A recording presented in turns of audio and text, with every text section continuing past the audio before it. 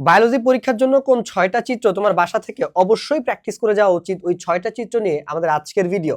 But specifically ওই 6টা চিত্র তোমাকে বলে দেওয়ার আগে আমি কিছু কথা বলতে চাই, সেটা একটু মনোযোগ দিয়ে শুনো, যাতে কোনো মিসআন্ডারস্ট্যান্ডিং না হয়।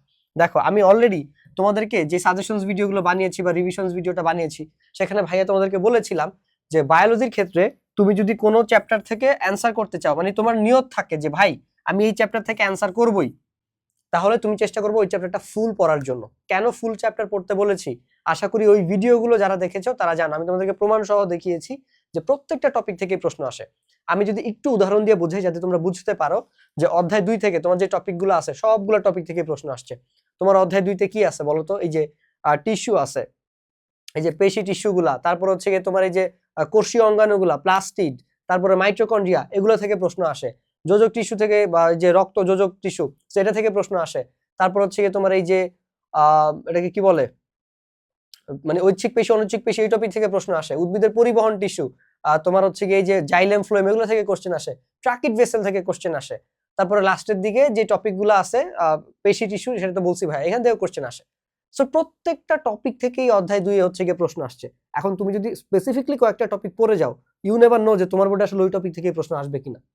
দেখবা তুমি শুধুমাত্র প্লাস্টিড পড়ে গেছো, মাইটোকন্ড্রিয়া পড়ে গেছো, পেশি টিস্যু পড়ে গেছো, দেখবা তোমার বোর্ডে প্রশ্ন আসছে পরিবহন টিস্যু থেকে, জাইলেম ফ্লোয়েম থেকে, ট্রাকিড ভেসেল থেকে, তখন তুমি কি করবে? এই জন্য আমি তোমাদেরকে ওই চ্যাপ্টারগুলোতেই, মানে ওই ভিডিওগুলোতেই বলে দিছিলাম, বায়োলজিতে তোমার যদি নিয়ত থাকে যে ভাই এই চ্যাপ্টার থেকে যেমনি প্রশ্ন আসুক আমি অ্যান্সার করব, এই চ্যাপ্টার থেকে আমি অ্যান্সার করবই, তাহলে তুমি ফুল চ্যাপ্টার পড়বা। এই কথাটা প্রত্যেকটা চ্যাপ্টারের জন্যই যায়, প্রায় প্রত্যেকটা চ্যাপ্টারের জন্যই যায়, দুই একটা ব্যতিক্রম ছাড়া। বাট 95% ক্ষেত্রে, 90% ক্ষেত্রে আসলে এরকমই। তাই কারো যদি নিয়ত থাকে যে ভাই আমি এই চ্যাপ্টার থেকে অ্যান্সার করবই, সেটা হোক অধ্যায় 4, সেটা হোক অধ্যায় 3, সেটা হোক অধ্যায় 2, চেষ্টা করবা ফুল চ্যাপ্টারটা ভালো মতো পড়ার জন্য। এছাড়া রিস্ক এড়ানোর জন্য যে চ্যাপ্টারগুলো তুমি ফুল পড়া পসিবল না, সেখান থেকে তুমি টপিক ওয়াইজ পড়ে যেতে পারো, সেটা আমি ওই ভিডিওতে ডিটেলসে বলে দিছি। তো এই ভিডিওতে এই কথাটা কেন বললাম এবার আমি বলি।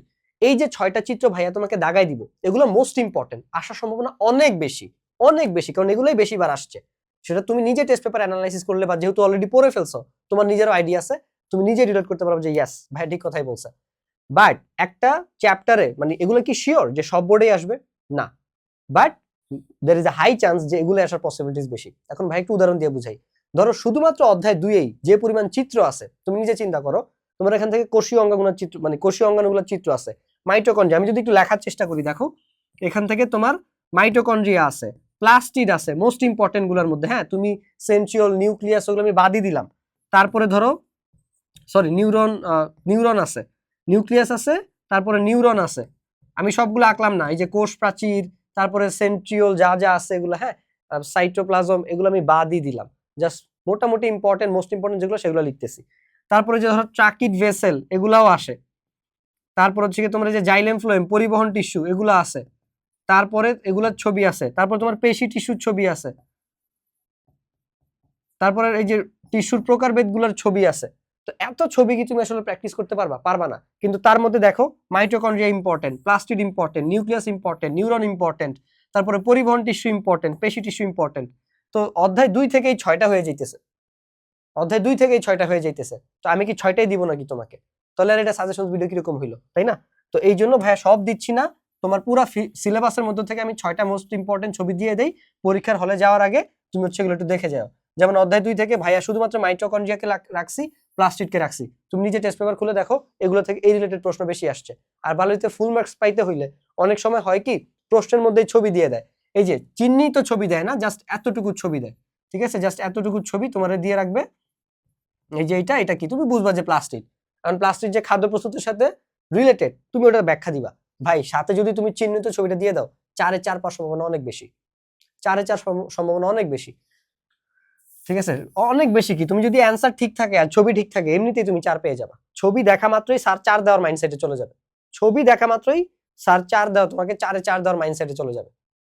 বাকিটা হচ্ছে তোমার ব্যাখ্যাটা যদি ঠিকঠাক থাকে, এবং ছবিটা যদি, ছবি তোমাকে সবাই তো আর সুন্দর আঁকতে পারবে না, মিনিমাম সুন্দর বোঝা যায় এবং তোমার মানে চিহ্নিতকরণটা ঠিক আছে, তাইলেই আনা।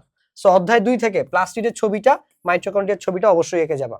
তারপরে এই যে ঐচ্ছিক পেশি, অনৈচ্ছিক পেশি, হৃদপেশি, তিনটাই এঁকে যাবা, তিনটাই এঁকে যাবা, কারণ তিনটাই ইম্পর্টেন্ট এবং এই টপিক থেকে প্রশ্ন আসার পসিবিলিটিস অনেক বেশি। ঠিক আছে, সো এই 3টা অধ্যায় একে মানে 3 থেকে অধ্যায় 2 থেকে এগিয়ে যাবা, এবার আসো অধ্যায় 3-এ। অধ্যায় 3-এ মোটামুটি মায়োসিসের ছবিগুলা আর মাইটোসিসের যে ধাপ আছে, তারপর অ্যামাইটোসিস যে এরকম থাকে, দেন মাঝখান দিয়ে টেমা হয়ে যায়, দেন দুইটা ভাগ হয়ে যায়। সো এই যে অ্যামাইটোসিস যে প্রক্রিয়া, ওগুলো ইজি তোমরা পারবা, but I am talking about most important. ঠিক আছে, সেই ক্ষেত্রে হচ্ছে মাইটোসিসের ধাপগুলা, স্পেশালি মাঝখানে দুইটা বেশি ইম্পর্টেন্ট। এটার আগেরটাও ইম্পর্টেন্ট, এই যে মেটাফেজের আগে যে প্রোমেটাফেজ আছে, প্রি মেটাফেজ যা প্রোমেটাফেজ এটা বলো, ওইটাও ইম্পর্টেন্ট। ঠিক আছে, মানে প্রাক মেটাফেজ পর্যায়ে, সো ওইটাও ইম্পর্টেন্ট। বাট ভাইয়া জাস্ট দুইটা দিয়ে বুঝাইলাম, এগুলো হচ্ছে কি তোমরা প্র্যাকটিস করে যাও। এটা হচ্ছে আমাদের থার্ড চিত্র ছিল, এবার আসো ফোর্থ ওয়ান। এইটা ভাই অধ্যায় 4 থেকে অন্য যে কোনো ছবির থেকে বেশি ইম্পর্টেন্ট। ঠিক আছে, এইটা।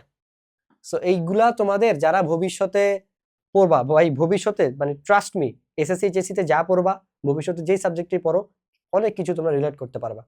যারা স্পেশালি ভবিষ্যতে তোমার বোটানি, জুলজি এগুলো নিয়ে পড়বা, বায়োজিও কেমিস্ট্রি নিয়ে পড়বা, তারপর হচ্ছে গিয়ে তোমার বায়োকেমিস্ট্রি নিয়ে পড়বা, সো এই রিলেটেড জেনেটিক ইঞ্জিনিয়ারিং নিয়ে পড়বা। সো এই রিলেটেড সাবজেক্টগুলোতে জিনিসগুলো কমন, তোমার সেম পড়াগুলো আবার পড়া লাগবে, মানে এগুলোই কাজে লাগবে। তুমি জাস্ট এখন মানে বেসিকটা স্ট্রং করতেছো, ভবিষ্যতে এগুলো আরো ডিটেলসে পড়বা। সো এই ছবিগুলো কাজে লাগবে। রিসেন্টলি ভাইয়ের একটা পরীক্ষা এটা ছিল, এই জন্য ভাইয়া বললাম আর কি। সো আমার একটা কোর্সের কাজে এই জিনিসটা আবার আমার শেখা লাগছে। এবার আসো, এবার হচ্ছে এটা অনেক ইম্পর্টেন্ট ভাই, ফুলের চিহ্নিত চিত্র।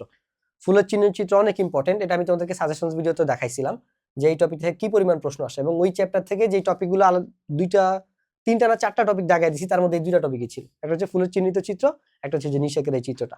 সো মোটামুটি এই চিত্রগুলো আঁকলেই তোমার জন্য এনাফ, আর বোধহয় নাই। হ্যাঁ, সো মোটামুটি এই 6টা চিত্র, যেই 6টা চিত্র দেখাইছি অবশ্যই পরীক্ষার হলে যাওয়ার আগে দেখে যাবা। এন্ড তোমরা জানো আমাদের জিনিয়াস জেনজি, আমাদের এসএসসির বন্ধের পরে 7টা স্কিল ডেভেলপমেন্টের কোর্স।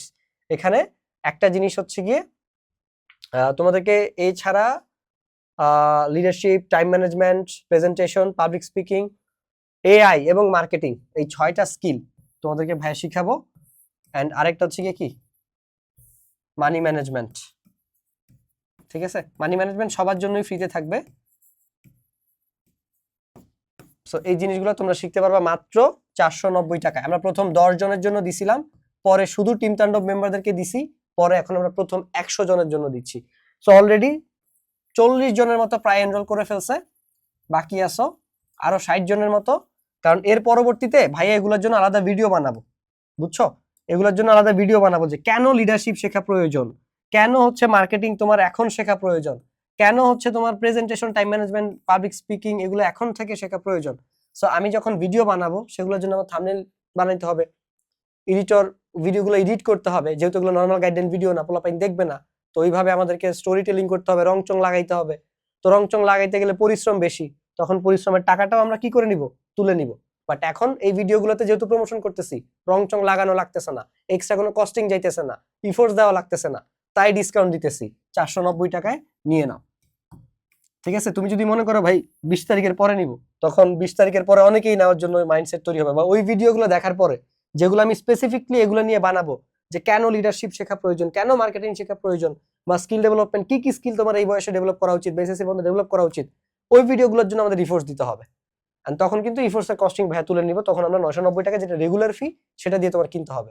তাই 500 টাকা বাঁচাও, 500 টাকা সেভ করো, এবং স্কিলড হওয়ার জন্য, এসএসসির বন্ধটাকে প্রোডাক্টিভ বানানোর জন্য মাত্র 490 টাকায় এতগুলো স্কিল তুমি কখনোই পাবা না।